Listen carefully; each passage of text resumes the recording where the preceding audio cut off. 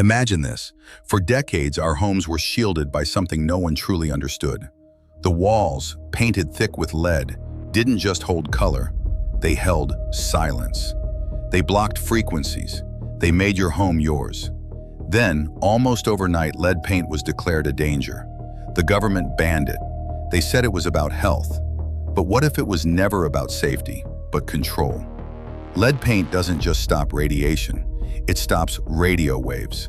Dense, conductive, and perfectly suited for blocking electromagnetic surveillance. In simple terms, it made your home invisible to the frequencies that now map and monitor everything. From Wi-Fi to satellites, all of it needs one thing: permeability, the ability to see through walls. Lead blocked that, and then just like that, they took it away. Before the ban, early 20th century homes were near-perfect Faraday cages. Thick plaster, lead paint, and solid wood frames made them impenetrable. Privacy wasn't purchased, it was built in. But around the mid-century, scientists and military agencies discovered the power of radio frequency imaging, the ability to see through walls using reflected waves. It was the blueprint for remote sensing, Wi-Fi scanning, and modern smart tech. One problem: lead stopped it cold. During the Cold War, governments obsessed over signal intelligence, collecting information invisibly.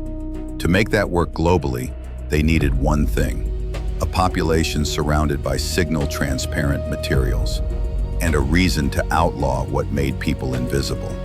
Enter the public health crisis. In 1978, the US banned lead paint. The reason? Lead poisoning. Yes, lead is toxic when inhaled, but by the 1970s, most paints used safer compounds. Still, the ban went global, even in countries without a crisis. Trust us, they said.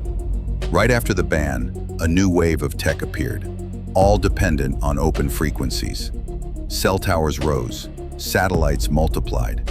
Decades later came Wi-Fi, 5G, through-wall sensors, and smart everything.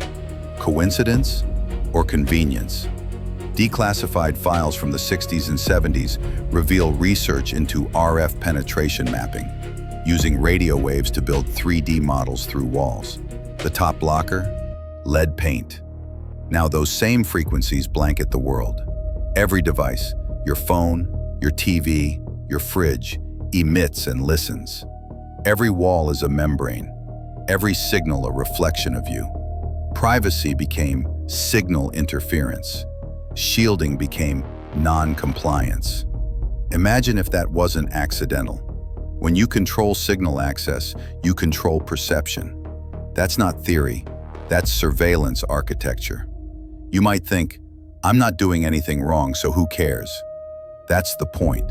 They don't need to target you, just the pattern of your life. Every device, every movement, every light flicker creates a data signature, your digital fingerprint. With lead paint, that fingerprint vanished. Today, if your home blocks too much signal, you'll be flagged. Your smart meters can't connect. Your walls are too dense. That's not safety, that's design. Because in this new world, privacy isn't a right, it's a disruption. They told you Wi-Fi and 5G were about speed. Wrong. They're about access to your routines, energy use, and habits.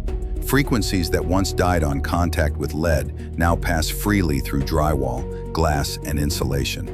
Even your windows are engineered to reflect heat but let data waves through. And here's the twist. You can still buy lead paint, just not for homes. It's labeled industrial use only. You can coat bridges, submarines, and missile silos with it, but not your living room. Ask yourself why the government can use it for protection, but you can't use it for privacy. Billions are poured into developing better penetrative imaging. Radar, LiDAR, Wi-Fi sensing. They call it innovation. But progress for who? The same companies building smart devices sell your data. The same governments banning shielding fund through-wall surveillance. It's not about health, it's about access. When they removed lead, they opened the door. Every frequency now flows freely through the materials you call home. You're living in a transparent box, told it's for your safety. The truth? Lead wasn't just paint, it was armor. The last analog shield in a digital world built on exposure. They said it was poison. Maybe it was, but not in the way they claimed. The real toxin is the belief that total transparency equals freedom, that a world where everything can be seen is safer. They want you to dismiss this as paranoia. That's the design. Because once you ask, why did the ban align perfectly with the birth of the communication age? The illusion cracks. Lead paint was more than a color. It was a filter. And when they took it away, the world got louder, brighter, and more connected, but also more exposed. Now every smart thing in your home listens.